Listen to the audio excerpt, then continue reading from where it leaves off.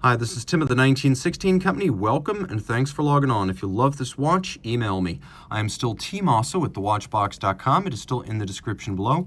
It is still your purchase and pricing email question line for inquiring about the price of this or any of our watches, so please reach out to me. I am T. Mosso at thewatchbox.com for pricing.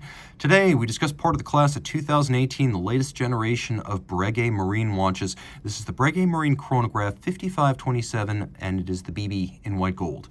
So, a large and heavy watch. It represents the haute de gamme sports option at Swatch Group's leading flagship brand. Breguet, an ancient name associated with the Babe Ruth of watchmaking, still has a lot of traditional craft arts in-house, such as this engine-turned gold dial. But how does it fit? I'm glad you asked. It's a large watch at 42.3 millimeters in diameter. It measures 14.1 millimeters thick, and actually pretty reasonable measurement of 50.5 millimeters from lug to lug. But because it is physically massive, and these large thrusting integrated lugs do add a little bit of stance width beyond the case. See how I can't pull the strap straight down? There's a bit of virtual flare or virtual size there. So it makes the watch look and feel broader on the wrist. My wrist is fine, 16 centimeters circumference. I would wear this watch with no reservations. But if your wrist is smaller than mine, you're going to want to think about maybe going with a smaller version of the Marine. And even in the current collection, there are smaller Marine options. That said, it's fairly thin. For what it is, with a stepped and sloped bezel, it should fit underneath most shirt cuffs and all jacket cuffs. Strap, massive.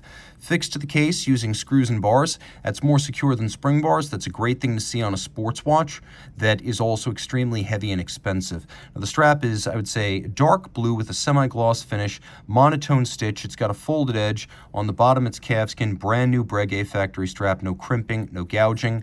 And then you can see that the scales of the gator, exceptionally large. This is a high-quality cut of the hide. In general, the bigger the scales, the better the cut, the more expensive the strap. But because of this junction system, you're going to want to go with Breguet factory option straps or get something very custom made.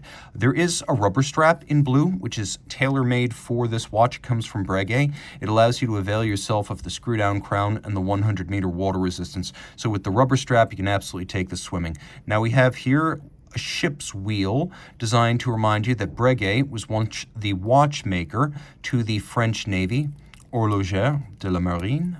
And of course, inside we have a white gold double deployant clasp. The shape of the buckle is fascinating since it's sort of rounded from center to its exterior. So it has a little bit of tumble home from center to exterior. And then we have two different finishes in satin and polish with a little bit of a fluting. It's an interesting looking thing. And the motif recurs on the case back with the rotor. That's quite handsome. And again, with the trigger release and the massive construction of the clasp, it is quite heavy in the hand. It imparts the kind of confidence you would want in order to use this as a sports watch. We have those large integrated lugs, which are polished on their flank, satinated on their top, and stepped in the middle, so they don't look like a big undifferentiated expanse. The case band has Breguet's standard coining, although I don't believe this particular case style is cold rolled. And then we have a vague wave motif in the design of the chronograph pushers, which are both polished and satinated for contrast.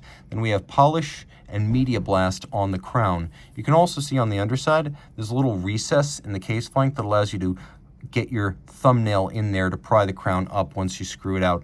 The bezel features a vertical lip outside, then there's a satinated step, and then finally a polished domed section that ends in a boxed and cambered sapphire. Hands, as well as indices, or I guess I should say numerals in this case, are white gold to resist tarnish, oxidation, fading, or discoloration over time. It's something that's common to better watches. Now we'll do a quick lume shot here so you realize this is very much a sports watch, and it has more lume than you might expect, making it fairly easy to read in the dark. The dial, although blue, is made of solid gold, and it's turned on rose lathes. It's turned on engines that can create patterns caused by the concurrent presence of programming cams and a guillocher, an engineer, or I suppose you should say an engineer/artist who is specialist in this ancient art. Reductive engraving of gold dials by a guillocher is an excellent example of Breguet, modern Breguet, not historic Breguet, keeping some of the most important trades and crafts of luxury watchmaking in-house. There are a lot of vaunted independents that will have to outsource that kind of work. The fact that Breguet does it itself is really a credit to the brand and something that's often overlooked. So we have gold numerals, hands, and dial inside a gold case. And by the way, this is gray gold. This is the stuff that never needs to be rhodium plated, that's white all the way through. 18 karat white gold that needs no plating. It's what Greubel Forsey, Rolex, de Bethune use when they use white gold. It's what Patek Philippe uses. It's the white gold you expect on a watch of this stature. Now, there's a couple things going on here. The running seconds display is actually minimized because it's not as important as the chronograph minutes and chronograph hours displays. Now, you can see there's an interesting little nautical pennant style counterweight to the lancet style seconds hand, and you'll also notice as the second hand crosses the threshold of 12 o'clock that this is a scrolling rather than jumping minute display. We do have a hacking seconds function, and we do have a quick set date. The watch uses a combination of a cam and a lateral clutch, which is a little bit unusual at the top end of luxury chronograph watchmaking today, but it's a function of the origins of the movement. This is the Breguet caliber 582 QA, and it's based loosely but distinctly on the 1970s era Le Mans 1350. So really there aren't a whole lot of carryovers from that original Le Mans, and we'll talk about the changes, but the important continuity is that it's an automatic winder that uses a combination of a cam function selector, you can see the cam right there, and then a lateral clutch, and you can see the lateral clutch right here.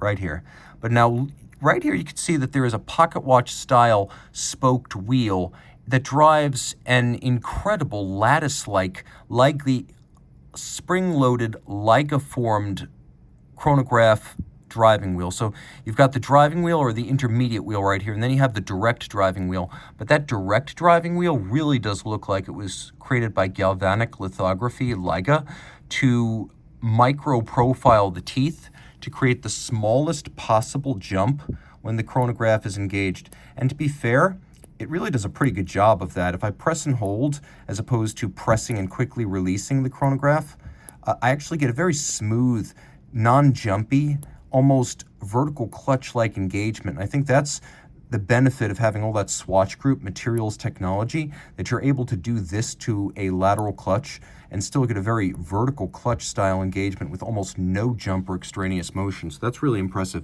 That's one of the big changes to the original architecture of the Le Mans. 28 joules, automatic winding. It's got a 48-hour power reserve, which is again common to the older Le Mans caliber, but big changes are afoot at the balance, which you can see is free-sprung, something not true of the original, with a free-sprung balance that is both aerodynamically efficient and features all of the adjustment masses on the rim. So not only can it be adjusted very precisely, but it's not susceptible to shock-induced timing deviation.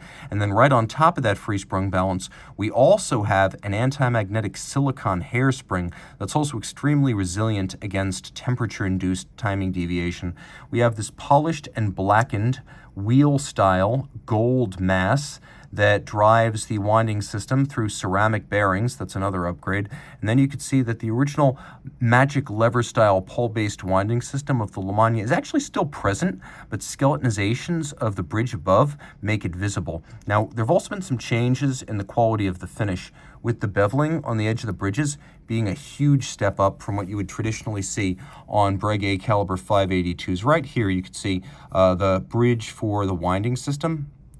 I'll do my best to show you the mirrored gleam on the edge of that bridge, but this is credible anglage. We also have deck-like striping across the bridges. It's designed to evoke the deck of a ship more than Côte de Genève, which is why there's a really deep groove or slot in between one of these stripes. That's designed to represent the gap in the planking. Then we'll go over to the chronograph side, and you can see all the chronograph parts have been satinated on their tops, but they've also been beveled on their side, which is something, again, previously not found on caliber 582s used by Breguet.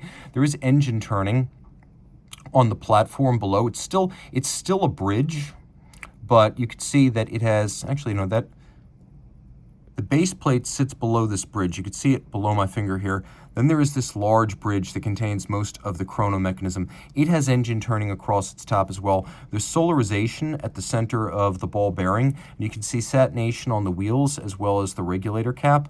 It's a really nicely decorated movement, enormously credible, and little nods like featuring a pocket watch style spoke pattern on the intermediate chronograph driving wheel. Really cool stuff. A lot to appreciate. All screw heads polished with chamfered slots and circumference. This is a beautiful watch inside and out.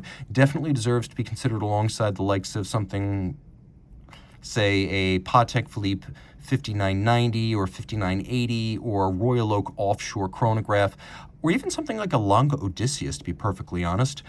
Reach out to Team Mosso at thewatchbox.com for purchase and pricing details.